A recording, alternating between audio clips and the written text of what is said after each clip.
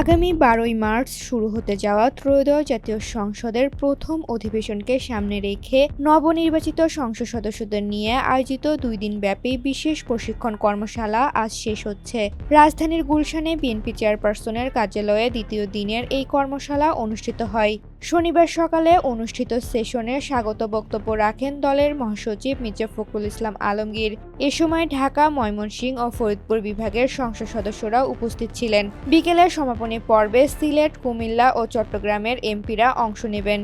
অনুষ্ঠানে উপস্থিত ছিলেন স্থায়ী কমিটির সদস্য গয়েশ্বরচন্দ্র রায়, আমির খসরু মোহাম্মদ চৌধুরী সহ দলের জ্যেষ্ঠ নেতৃবৃন্দ। গতকাল শুক্রবার এই কর্মশালার উদ্বোধন করেন সংসদ নেতা ও প্রধানমন্ত্রী তারেক রহমান। কর্মশালার মূল লক্ষ্য সংসদের কার্যপ্রণালী, বিধিনিষেধ সম্পর্কে সম্যক ধারণা প্রদান, সংসদীয় রাজনীতি ও আইন প্রণয়ন প্রক্রিয়া নিয়ে আলোচনা, নতুন সংসদ সদস্যদের সংসদীয় আচরণে দক্ষ করে তোলা।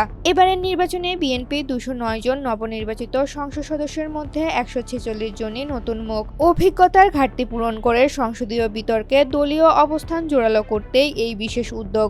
আগামী ১২ই মার্চ বেলা ১১টায় রাষ্ট্রপতির আহ্বানে ত্রয়োদশ সংসদের প্রথম অধিবেশন শুরু হবে। ঋতুপর্ণা, জনকণ্ঠ।